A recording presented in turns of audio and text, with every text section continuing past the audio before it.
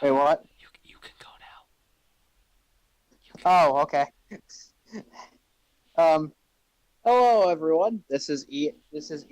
I have a guest with me as always. It's my friend Matt. I'm going to be on Twitter. He may or oh yeah, he may or may not talk. He's just helping me while I go through some minor computer things. I'm only here because my And girlfriend would text me back. oh yeah, that too. He he used to play the game quite a bit, so he might have a comment or two about the power rankings, but it's mostly going to be me from what I can tell.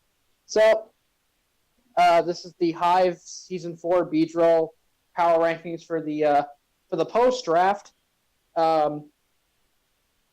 I decided to do it in a slideshow format just because it made relaying stuff a bit easier because instead of spending like any time like going over what Pokemon they had on the draft, you can just kind of see it for yourself. And it's got their logos, it's got their team name, it's got all their Z users on it since they haven't been updated on the sheet yet, or at least in the pictures that I decided to use. And it also just was easier for me to like compile everything. The format may change for future weeks. I may keep the format similar to this if you like it this way. Just let me know. And one other thing, obviously, this is post-draft power rankings. I'm not saying anything about your skill or how you play yet. These power rankings are just made completely on the drafts themselves. You could be the most skilled player in the world, but if I think your draft isn't that good, I'm going to have to put you lower. That's just the way it is right now. So we'll just move right on to number 16. There's really nothing more I have to say. So number 16 is the San Francisco Star Raptors, coached by Genius, and this team it's awkward to me. It's in that awkward position of his speed tiers are his fastest Pokemon is Blacephalon. It's an offensive team that's slow and it's bulky offense, but he doesn't really have that much bulk. It's like hyper offense without like the speed tiers to match it.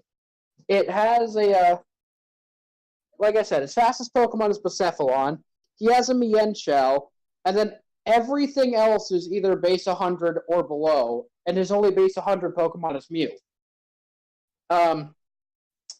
He's got the Crocodile and the Mega Glalie. I'm not really sure how much Mega Glalie complements his team. It gives him a priority user outside of Fake Out Mienshao and Bullet Punch Metagross, I suppose. But one big problem that there are two big problems that I see with this team.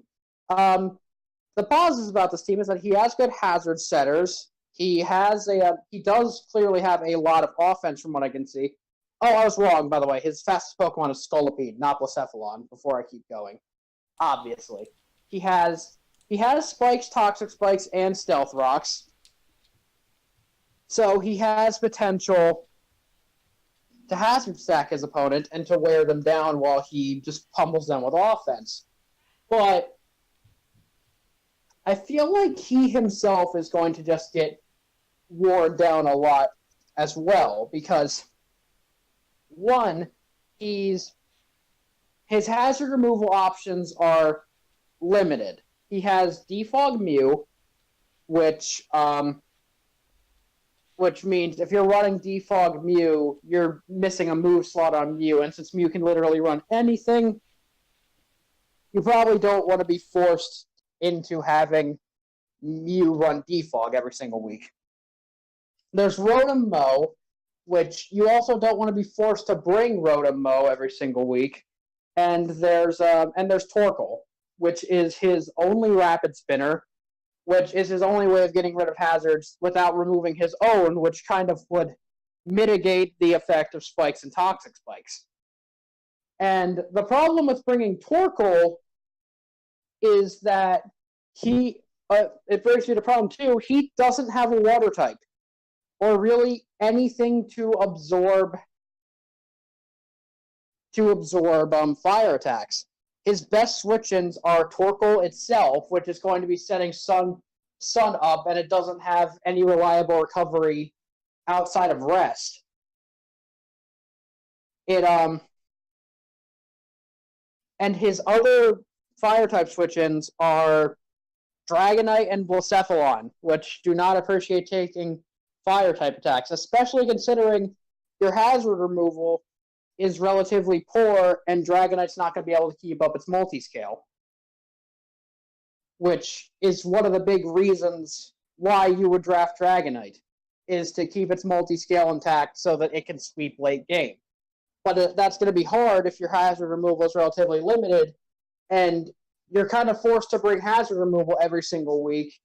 So you may be forced to bring Rotom Mow to matchups where it doesn't even necessarily want to be there, because Rotom Mow isn't a bring every week type of Pokemon. Even though it is very solid at what it does, it's not a Pokemon that you would want to bring every single week. And you don't want to be forced to run support Defog Mew when offensive Mew or defensive move with a different move slot would work better, but you're still forced to bring Defog to not work with hazards, or you're forced to bring Torkoal, which could effectively hinder your team. I know he has a Sun Sweeper, but from what I can tell, Victory Bell isn't the most effective Sun Sweeper. I'm going to move on. I've said about everything I can, and I do want to be proven wrong about this team. I want to see how he would make it work. Moving on, we got the Philadelphia Scolopedes, coached by Inversify, and he's got a really good first three Pokemon: Kyurem Black, Infernape, Mega Scizor.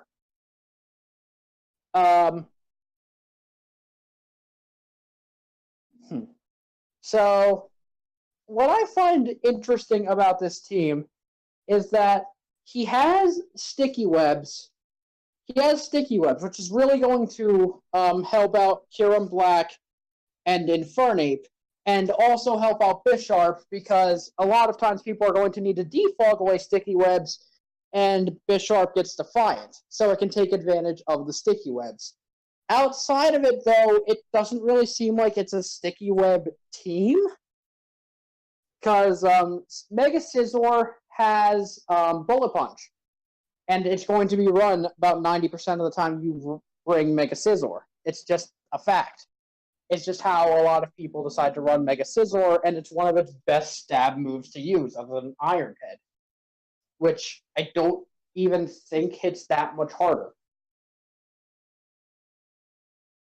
Celebi can potentially take advantage of it, but Celebi is easy to take advantage of and doesn't really hit the hardest like a Nasty Plot, like potentially a Nasty Plot variant, but it's not Z, so it can't use any of its particular coverage moves.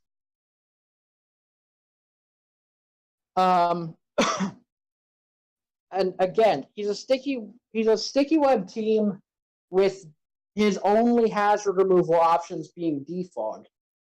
And his only switch-ins, and since he runs Mega Scizor, he's going to be forced to run, his opponents are going to be forced to run fire-type attacks a lot. But he doesn't necessarily have the best fire-type switch-ins.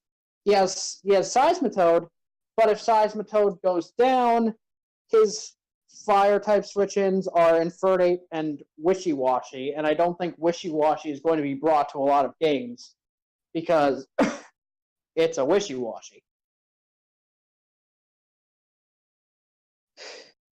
But the positive things about this team is that, like I said earlier, Infernape and Kyurem Black are amazing wall breakers, especially under sticky webs. and Bisharp does mitigate the usage of Defog. Scizor, Celebi, Jolteon, fantastic Pokemon on their own. And without the Sticky Web element, the team still does function relatively well.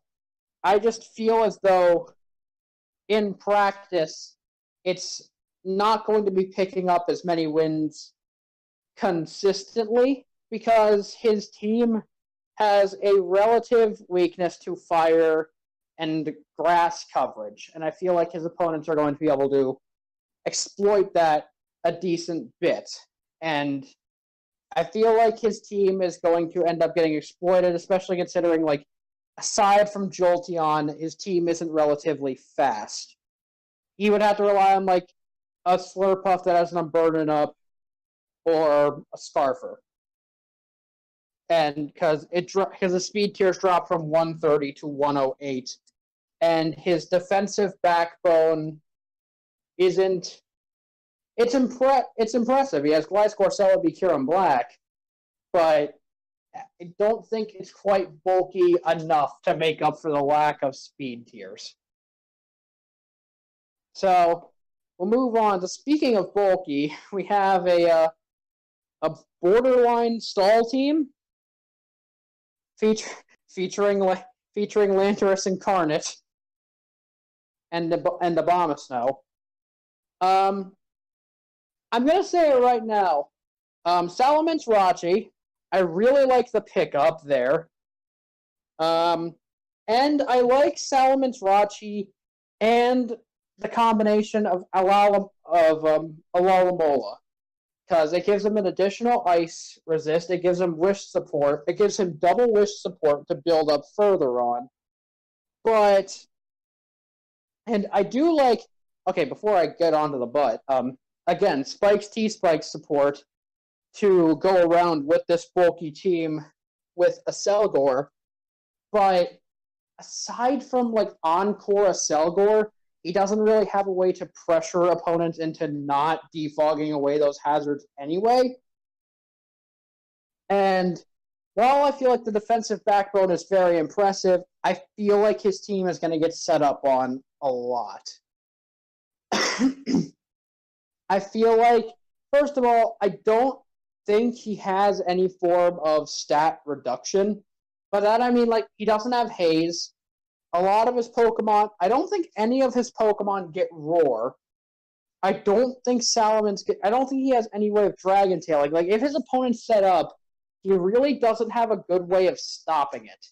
As a person who likes to draft balanced teams, I know what it's like to be so balanced, your team is passive.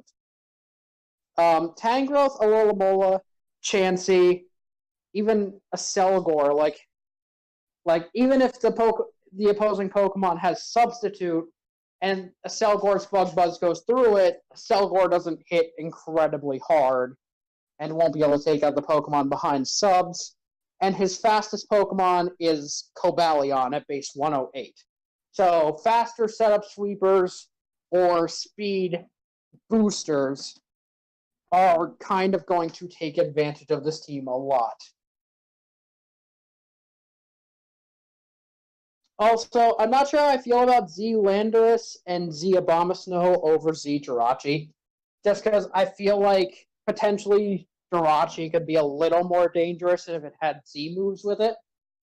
But that's just a little nitpick, I suppose. I feel like this team is really good defensively. It's just going to struggle to break down the opposing teams because of how passive it needs to play.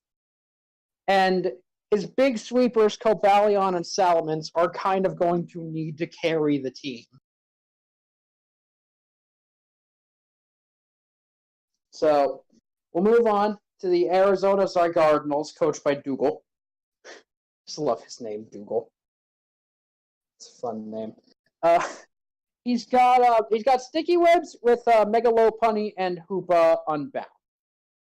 I really liked the setup of this team. Hoopa Unbound, Mimikyu, Lopunny. 3 very scary offensive threats, plus Mimikyu and Palisand. He's rocking double Ghost. to effectively have a way to stop Rapid Spin. And he has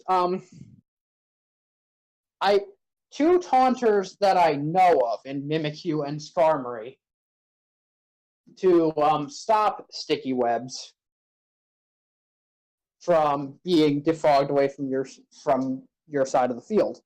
And with sticky webs, I'm not saying his team is reliant on sticky webs, but if he decides to bring them, Galvantula does give him the option. He has potential to run Adamant Mega Lopunny and not have to run Scarf Hoopa. Which is a common complaint. Hoopa is a lot of times mitigated by the fact that it has to run Scarf because of its speed tier. If you get rid of the need for Hoopa to run Scarf, and you can just run any set you want with Hoopa, you can just get a win off that alone. Because Hoopa is such a scary offensive threat. Physical, special, it gets nasty plot, it gets power-up punch. I know it doesn't have the best physical setup, but the fact that it has Hyperspace Fury alone, it usually doesn't need setup to just break through teams.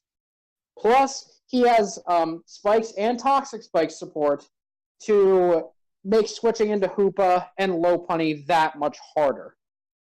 So, why is this team so low? I feel like this team, it's got fast threats like Lopunny and Zygarde. But after Zygarde, the speed tiers fall to, I think, 95, which is Kangaskhan. And Roserade? Does Roserade hit 95 or 90? It's one of those.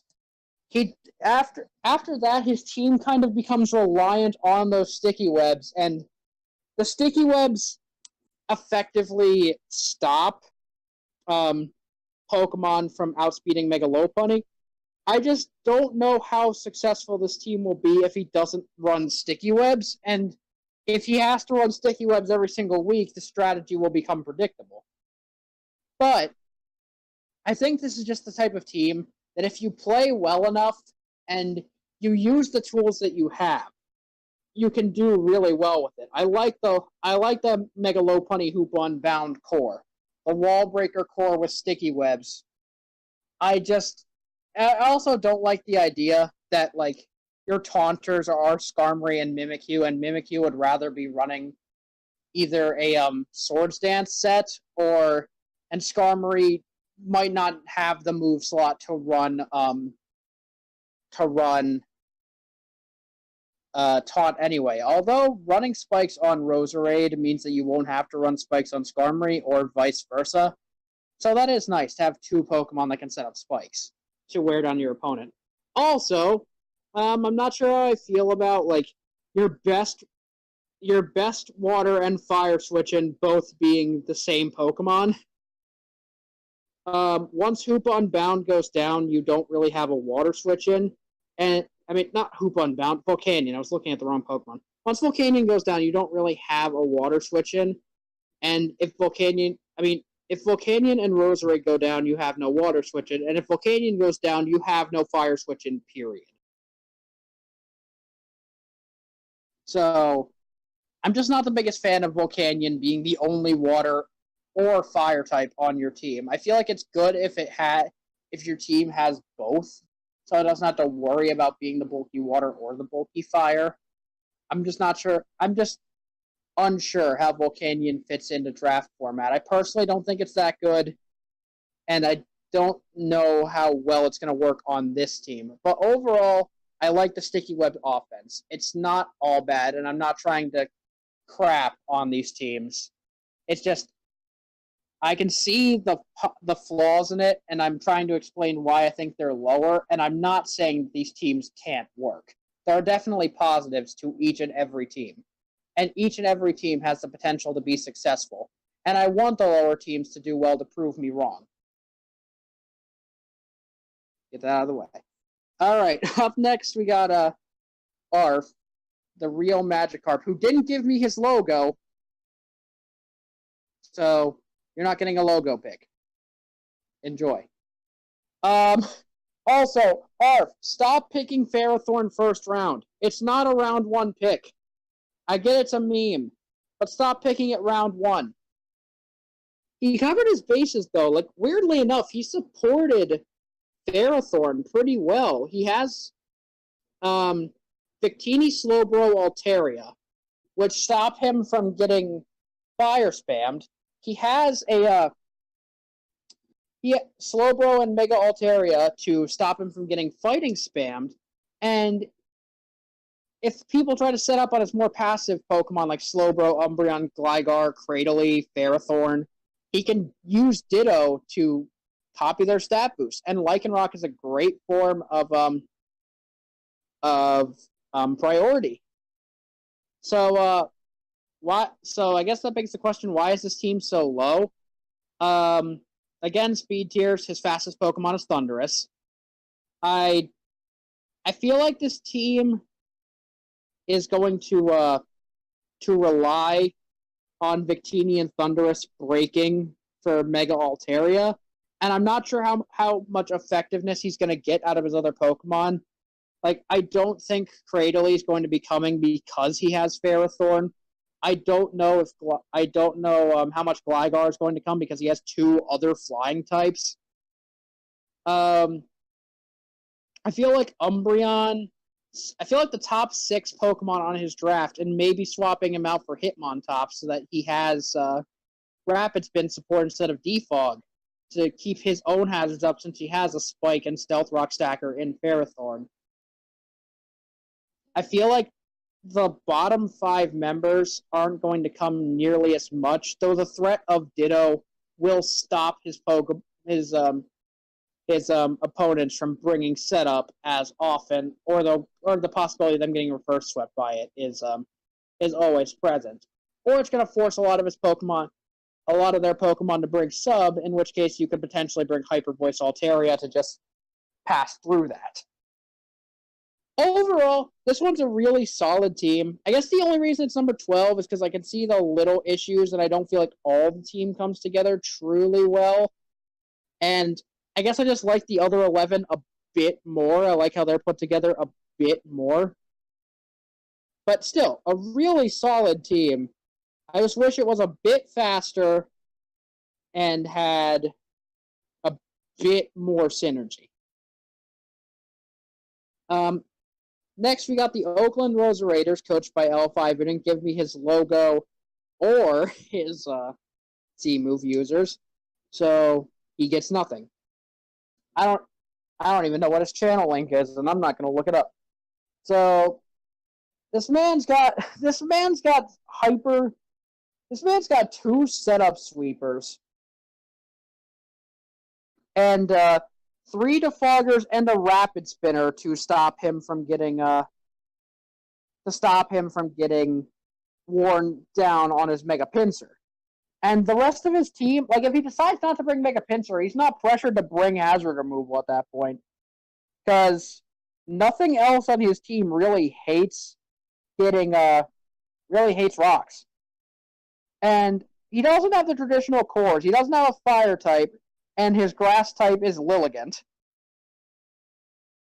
His fairy type is Klefki, and he's got 2 dragon types, and his fastest Pokemon is Alolan Persian. But I feel like the hyper setup of this team is going to allow him to get more wins.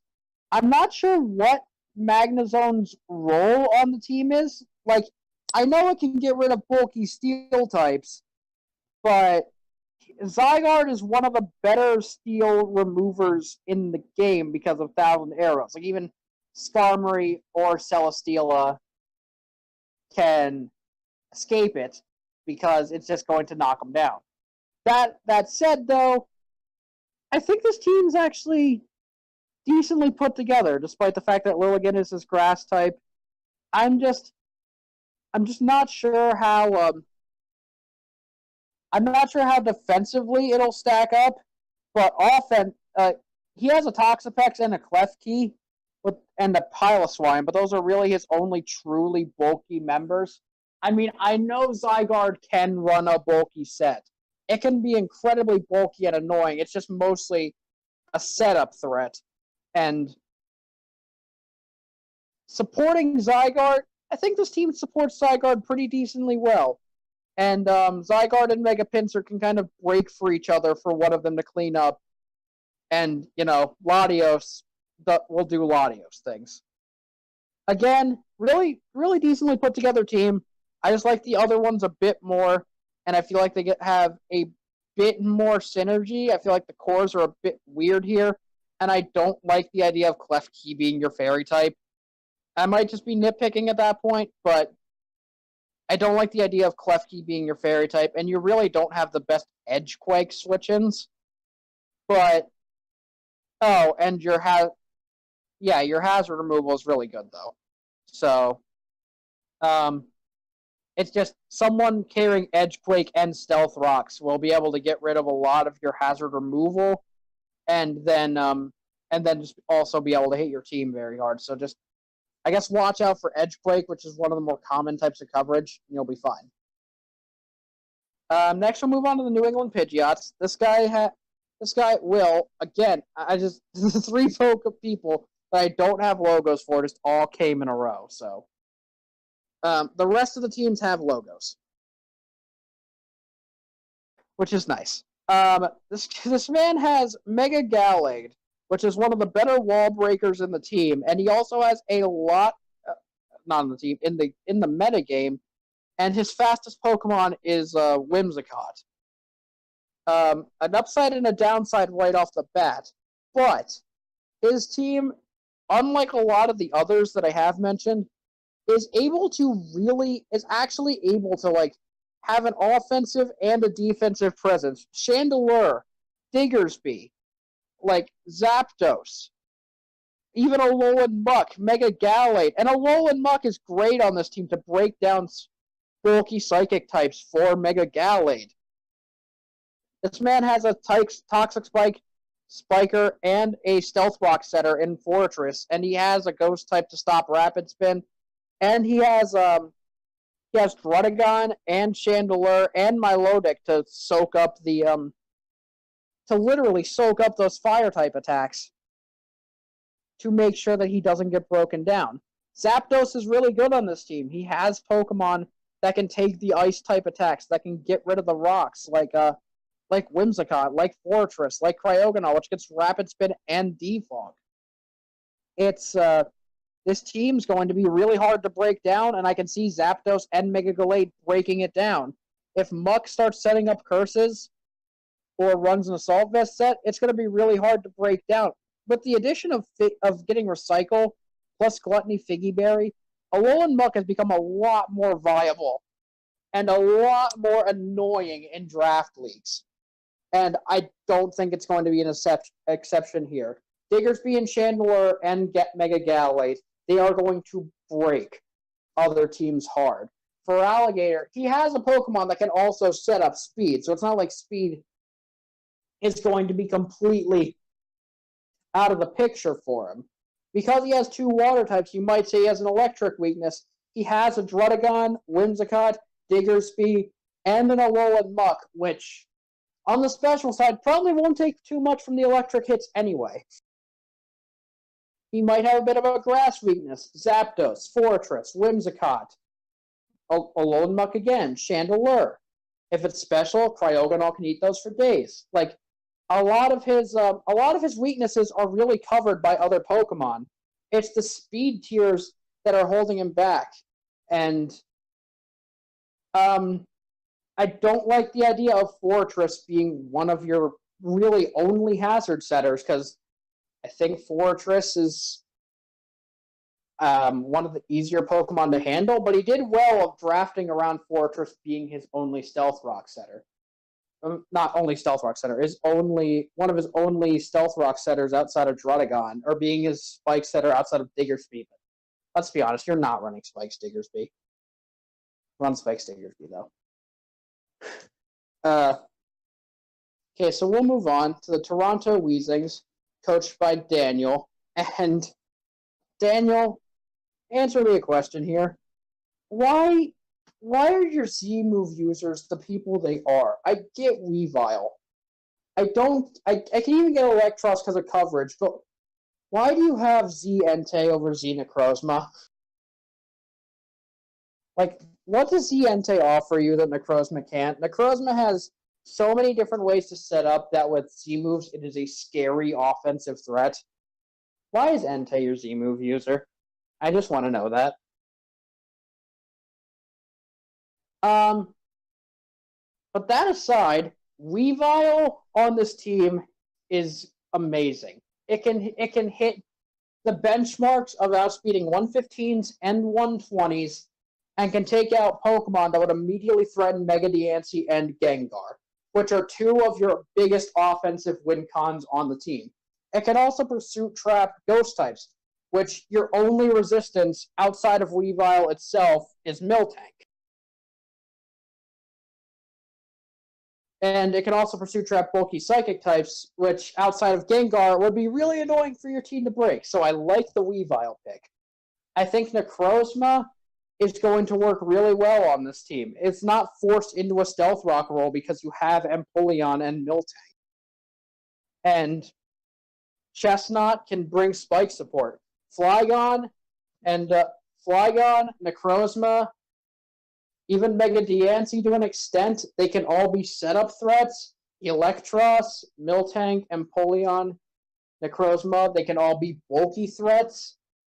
He has both offensive and defensive win cons. The only reason he's down so low at number 9 is because I know I harp on this a lot, but a lot of his Pokemon have the same speed tier, so speed creeping is going to be a lot easier for his opponents. He may be able to Pursuit Trap like Pokemon in the 115 or 120 speed tier, but in order to Pursuit Trap, he needs to get Weavile in. So, and that's not going to be easy when that Pokemon is staring down Diancie and Gengar. I know someone that I've already drafted has a Zygarde 10%. I know he has Chestnut, but let's say Chestnut's not there or went down. He doesn't have 1,000 arrow switch in. He can Pursuit Trap with Weavile, but he's still going to lose a Pokemon to Pokemon that are faster than the 110 speed tier, which are a decent chunk. I just don't like a lot of your Pokemon that have the same role being in the same speed tier, because it will make speed creeping for your Pokemon a lot easier for your opponent. But overall, I really like this team. Also, his hazard removal. With Weavile being essential on your team and Entei being one of your Z-move users, you don't want your hazard removal to basically be Empoleon and Empoleon alone. I mean, I know you have Defog Flygon, but how often are you going to bring Defog Flygon? And I know you have Magic Bounce Diancie, but how often are you bringing in Diancie on a predicted hazard setter when it's so essential to your team? But those are really the only complaints that I have about the team, and I feel like this team's going to perform well.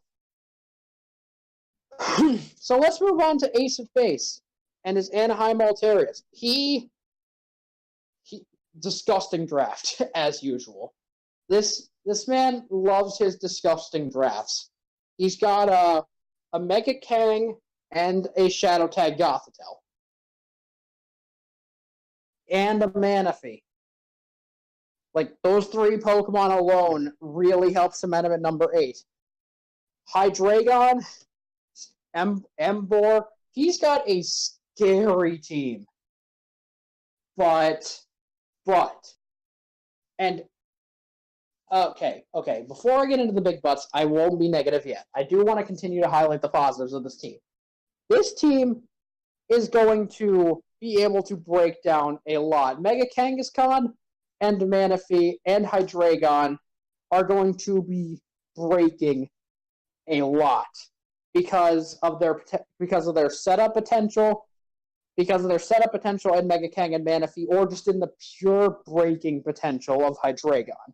And Gothitelle, not only does it trap any fighting type to inch outside of maybe Scrafty, but I don't think anyone's drafted Scrafty, so to make sure that Mega Kangaskhan won't get revenge killed or won't be stopped if it tries to set up or go ham. But it's going to. This is a bit of an ingenious move, even if you didn't really think of it. One of the biggest ways to break down Mega Kang is Rocky Helmet. Because you'd be taking 17 times 2, so you'd be taking basically a third of your health every time you attack that Pokemon with Mega Kang.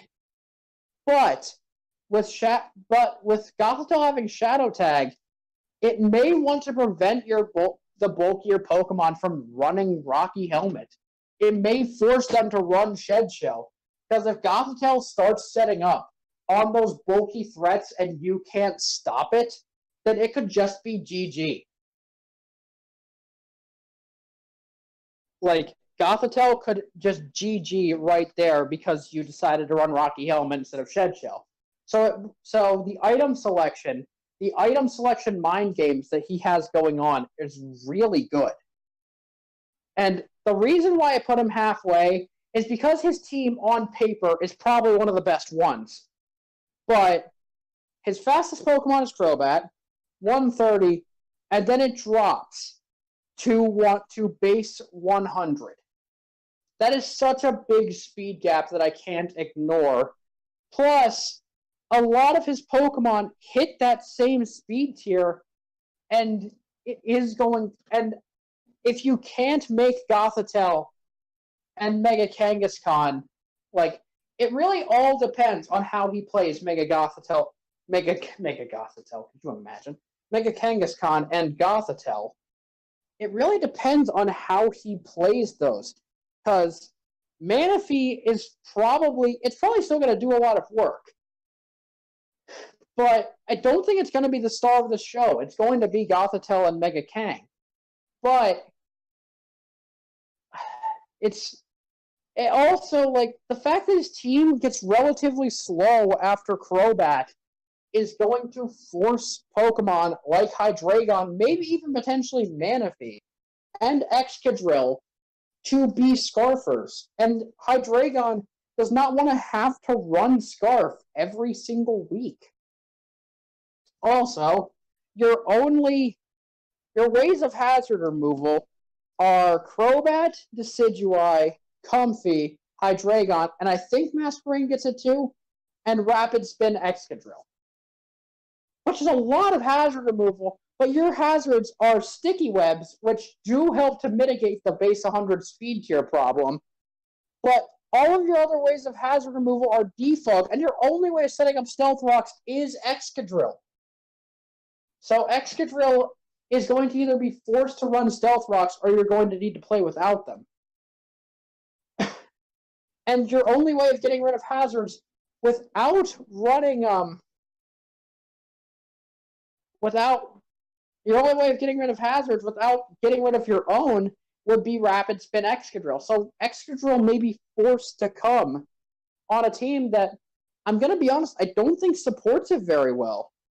It's here to be like an electric sponge, but you already have Decidueye.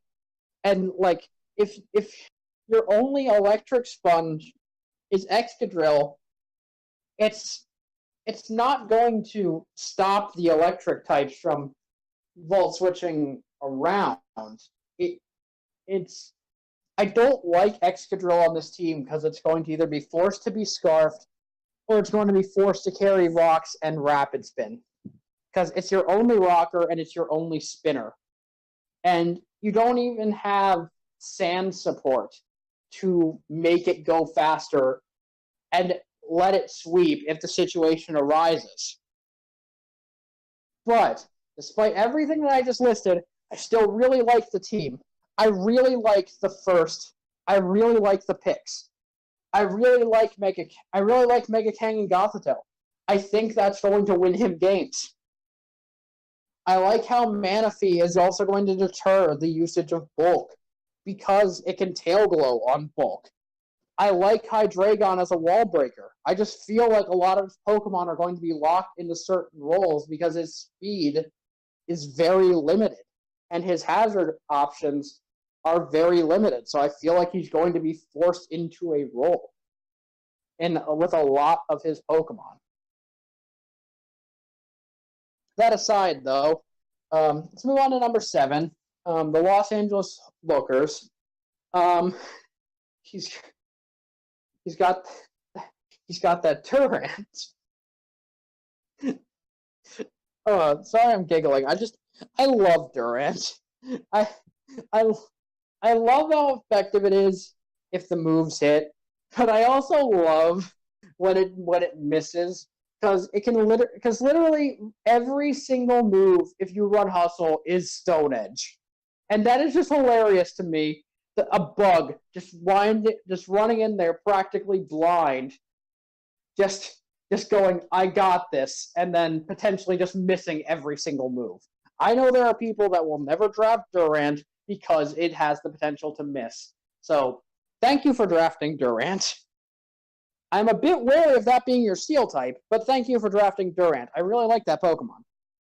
But no, this draft isn't that high because of Durant. He has first of all, he has Tornadus Therian with 2 thick fat Pokemon, 2 water types, and his Dragon type being Goodra, who will likely take nothing from Ice Beams anyway. And so he's not bothered by electric or ice type attacks on his Tornadus versus Tornadus Therian. This draft very nicely supports Tornadus Therian. He has bulk to fall back on, like Clefable and Snorlax. Snorlax on this team is terrifying. Clefable and Slowbro are fighting sponges that will take care of it. And also, Tentacruel gets Toxic Spikes. And I'm a bit wary about his hazard removal options being Rotom Fan and Tornadus, which are both weak to it, and then Rapid Spin Tentacruel, because I don't want his Tentacruel to be forced into Rapid Spin. But Toxic Spikes on this team, do you know how hard it is to switch into a Mamoswine with Toxic Spikes up? Or to swap into a Tornadus Therian with Z moves? Or to even switch into Durant or Choice Scarf Sock? Even Incineroar with Intimidate now. This team is scary on the offensive and defensive spectrums. And Snorlax is going to be putting in so much work. I love the way this team is set up. I love that he has the bulky Psychic. I love Tornadus on this team. I'm not going to lie. 7 through 1, even 8 through 1, even including aces. Like the top half, a lot of them could alternate because I just love all of their teams. And I love the things that they do well. It's just I had to put them in certain places. And I guess the big thing was that his speed drops from Tornadus to Durant, and then the Tentacruel is probably not going to be running max speed anyway. So a lot of times people can just speed creep for Mamoswine and Goodra and just be good on speed. But his team may have the best synergy out of any draft, at least in my opinion. So good job, Jarrett. I diss on the speed tiers and the removal options, which I'm sure people are going to get annoyed by at this point, but it's a really good draft. I really like the way it looks on paper, and I hope you make good use of it. Next, Rhine Valley Guardians, coached by Risepool. This man's got Mega Gardevoir, Greninja, Kartana. How do you switch in? How do you switch into this guy's team? And he has Amoonguss Buzzwole, which is a defensive and offensive threat. Heck, potentially even Buzzwole can be a defensive threat. And heck, Buzzwole on this team. Buzzwole and Mandibuzz, 2 Pokemon on this team, effectively stop Earthquake. Effectively stop ground types. Kartana as his grass type, Kartana and Amoonguss as his grass types do not stop Earthquake. Buzzwole and Mandibuzz do. He has great hazard removal options in Mandibuzz, Rotom, and, well, not the greatest hazard removal options. He's got Mandibuzz, Rotom, and Kartana, and his stealth rockers are Heatran, Swampert, and potential Alolan Dugtrio, but I'm not sure how much you're bringing Alolan Dugtrio. But the the Jellicent, and the triple water types and Heatran make Kartana scary as heck, because you can scout for those hidden power fires a lot, which is one of the bane of Kartana's existence. That you can throw on hidden power fire on practically anything, and it will OHKO Kartana. You can scout for anything that may have that hidden power fire, find out what you can set up on, or find out what you can bring in safely to let Kartana sweep. And with Greninja and Gardevoir and Buzzwole breaking for it, it's going to be hard for Kartana not to sweep endgame. So I feel like the synergy of this team allows him to not get abused by the common types. I feel like what really holds it down is that a lot of his team do share the same typing, but I'm not sure how much that's going to really affect him. I feel like his team is going to defensively and offensively put in work. I'm not sure how much how reliable his defensive backbone is. His defensive backbone basically consists of Amoonguss, Mandibuzz, and Jellicent. Like, Swampert is bulky, but it can get worn down relatively, especially with his Wish Passer being Mega Gardevoir, which isn't going to want to run Wish Pass a lot. But I don't know how much of an issue that's going to end up being, and that's why I wanted to keep him in the top half. I really like the way his team synergizes. Number 5, the Barcelona Bagons. I don't have much to say on this. His hazard removal is kind of awful. It's Aerodactyl and Defog Landorus. But Megazard X and Landorus behind Aurora Veil. His team is going to be so hard to break. And he does have offensive pressure in Megazard, in Landorus, and in Conkeldurr. Taunt support in Aerodactyl. Even Alolan Ninetales can hit hard. Taunt support in Drapion with Toxic Spikes. Licky Licky with the Wish support is going to make sure that Charizard X and Landorus live forever. Even Suicune. My god, Suicune's going to be horrifying. His team functions really well under Aurora Veil, and he even has potential Trick Room options in Bronzong and Conkeldurr if that's how he wants to win a game. He has different options for this team, but I really just do feel like Aurora Veil Ninetales is a very solid way of winning games in Draft League, and as his name suggests, he's going to be using that ice a lot. There are 2 Sunsetters. I don't think anyone drafted Rain, which is kind of surprising, but there are 2 Sunsetters, so they could be like the only way to like stop him from getting up in Aurora Veil effectively. But I think Alolan Ninetales Aurora Veil, if you have good Pokemon to put behind it, it can be unstoppable sometimes. It's one of the scariest offensive cores to build because it just makes your team inherently bulky. If it wasn't for the fact that its hazard removal was literally Aerodactyl, he would probably be number 1. But, and Defog Landorus. I keep forgetting Defog Landorus, but that's only because he's probably not going to be wanting to run it very often. But I feel like this team's going to put in work. It's going to do it a lot.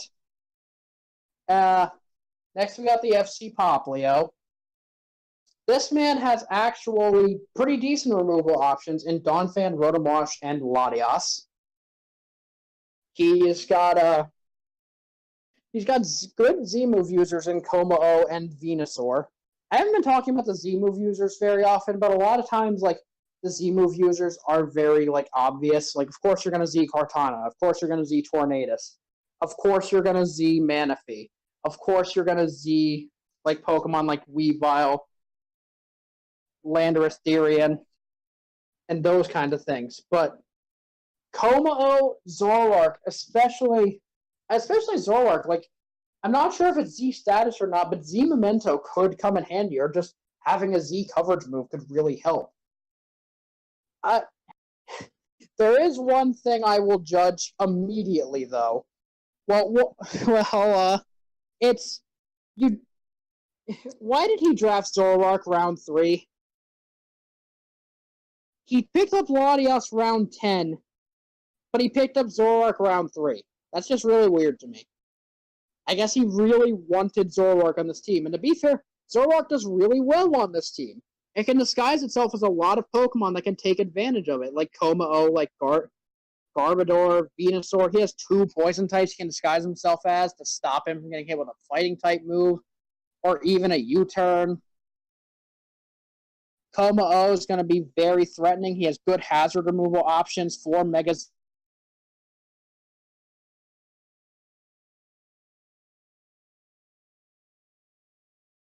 On to number 3, the Washington Cloyards.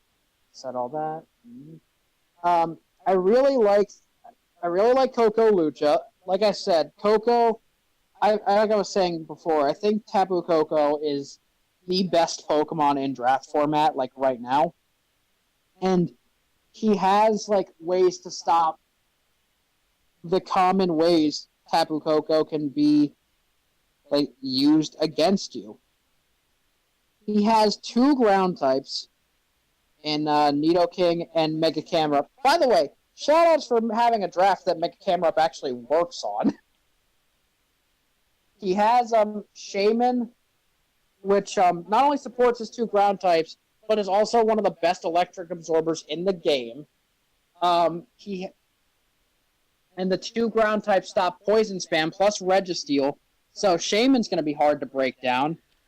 Keldeo and his 2 ground types are going to manhandle fire types to take care of Shaman, and his team is prime material for wearing down the opponent so hard that in the end, either Tapu Koko or Hawlucha can just kind of win.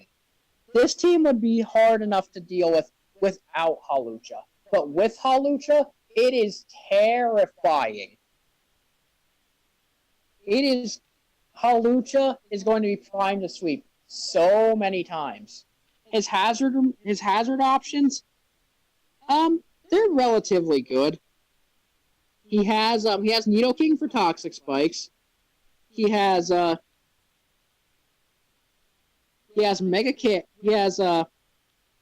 Camel and Registeel. He also has a Gigalith, but that's also one of my big problems with the draft. Like, why is there? Can you answer me? Why is there a Gigalith? Gigalith. Your team doesn't appreciate sand, and like Shaman's recovery is Synthesis. It also gets Leech Seed, but if you want to run Synthesis Shaman, Gigalith is going to be kind of counterintuitive. His hazard removal options are also Vullaby and Vullaby. Is it just Vullaby? No, he has Tapu Koko, but you don't want Tapu Koko to have to run Defog. So I feel like that may be a problem. But I feel like his team is going to be pressuring offensively and has such a good defensive backbone that the hazard removal options aren't going to be a problem. Overall, Tapu Koko, one of the best Pokemon in draft format. It is going to be used very well on this team. Very good job drafting around Tapu Koko, Mr. Blue Potato. So we'll move on to the second to last team. And I'm sorry if it seems like I'm going faster as we go through. It's like I notice as we get to the better teams, I'm doing more praising and less constructive criticism because I want the later entry. Yeah, to be constructive criticism because when a team's drafted badly, well, or when you think it's drafted not as well as the other teams, you're going to have more to say about it, about why you think the Pokemon don't work, rather than these Pokemon work well together. Here's why. Forehead. So, yeah, so sorry if you feel like you're getting gypped when you're higher up. I don't really have too much to say other than these drafts are really good. And if you hearing your draft is really good isn't enough, then I don't know what to tell you. So we got the second to last. We got Chicago Caracostas, coached by Omega Jolteon. First of all, this man has double bug offense. That's I don't think I've ever seen a team have double bug before. Shout out to Black and White. That's really funny. He has a Volcarona. He's got Tapu Fini, Scizor, Mega Aerodactyl, and Delmise. He has good hazard removal options. Garchomp is going to be terrifying on a team like this. His speed tiers, well, first of all, his speed tiers don't matter as much because he has very good priority options in Sneasel, in Scizor, and his fastest Pokemon is Sneasel, but he also has Mega Aerodactyl, which can manhandle teams. Like, Mega Aerodactyl, I think, is one of the most underrated Mega Pokemon, like, in history. In the history of Pokemon. I've seen it been ranked a Tier 2 Mega a lot, but it is not only one of the fastest Pokemon in the game, like, I think next to Pheromosa, Deoxys, and, Deoxys Speed, and, what's its name? Mega Alakazam. It can also manhandle, like, a lot of those faster Pokemon that can come in and revenge kill teams. Like Jolteon, like Selgor, like Mega Lopunny, like Mega Beedrill. No one drafted Mega Beedrill, but still.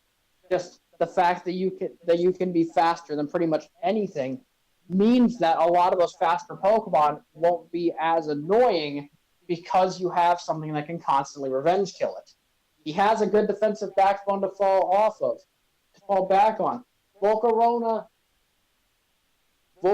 is going to be terrifying, especially when you have, like, slow momentum. This is going to be weird to say, but I actually like Ampharos on this team. It's just a regular Ampharos. But the fact that it's a slow electric type, since electric types are naturally only weak to ground, and he has the rarity of having a bulky electric type, he's going to be able to get slow Volt Switches off, and he's going to be able to get into his threats, like Garchomp, like Mega Arrow, like Sneasel, like Scizor. Like, I think the slow Volturn combination is going to really work here. And the fact that Tapu Fini won't really interfere with his Dragon type because his Dragon type is Garchomp, which honestly isn't bothered if its Dragon moves are weakened a lot of the times. I think this team is going to do incredibly well. I really like the balance between offense and defense that this team has to offer. I like that one of his Pokemon, that he has two bug types, and one can take rock hits relatively well, and one can take fire hits decently well. He has so many options for both bulk and offense, and I think he's going to be able to make this team work, especially since it's centered around Volcarona, which is a really cool Pokemon to center your draft around, by the way. And last, we'll give it to Zhao and his Blackburn Snovers. Matt, I think you had something really good to say about this team, because this was one of the teams that actually caught your eye pretty decently well. I think you were like the one that really helped convince me to put this at number one. Uh, yeah, sure I was. I totally remember what I said, Well, even though it this was was the 20 minutes this ago. was the team.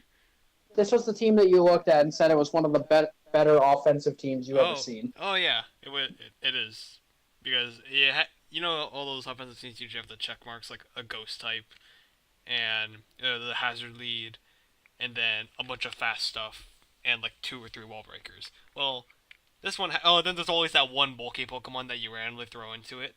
In that case, this is Primarina. They have the ghost type, and then they have the offensive core. With the trick of this being, sand being added in there, the hazard lead being a Zelf, and then maybe even, I don't know, Yanmega. I've seen that, I guess. But so if you take a look at the offensive book one he has outside of a Zelf itself, bars. Your Garchomp, Rotom Heat, Tyranitar, Superior, Statland, throw in a Miss Magius, I guess. That's pretty scary. It really covers all your bases, especially and physically. And you don't really need to hit anything else. You have Banded Guitar, Mixed Garchomp, Superior does what it does. You have Stoutland, which hits what's its base? Base 80. It hits base 80, but What's that they number? also have 74. Yeah, what's the number for base 80? I think it hits 250. It hits 284 with speed increase and 259 with adamant. Okay, so that's like faster than Scarfed 110s.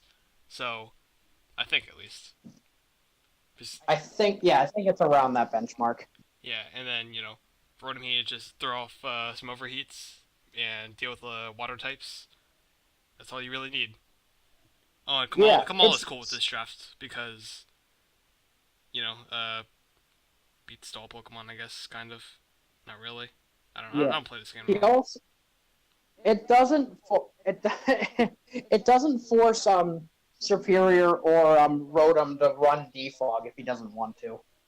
Yes, I was about to bring that point up. Totally. Yeah, of course. Plus, like you talk about the offensive, and he also does have room to run defensive if he really if he has to that week. Like Rotom Heat, Primarina, even Superior to an extent, Tyranitar, Celesteela especially, they can all be very versatile Pokemon in being defensive, offensive, Scarf for some of them, Specs for some of them. This team is very versatile. It has good rock options in Mega Chomp, in Tyranitar. It has good removal options. It hits so hard, like you were saying, and it can back up its hard hitting presence with some bulk. The one thing that I was taking away from this was that this team doesn't have reliable recovery. Really isn't going to end up being that much of an issue, I don't think, because it's just going to be pressuring so much. It's going to be forcing so many switches, and it's going to be so hard to take down, like naturally, that it probably doesn't even need like it doesn't even really need recovery. Tyranitar, Primarina, Rotom, even Celesteela still Pokemon that can hit back as much as they can take. So, yeah, Pretty this team dang. really checks off all the boxes. It's pretty neat. Wow. So, just gloss us over to the final list and just let that sit there for a couple seconds. And this was the post draft power rankings. Next time, I'll have OBS on my computer, and hopefully it doesn't take a giant crap on me. So Sure won't. I'll be able to do. I'll be able to do. You say sure you won't sarcastically. Yes.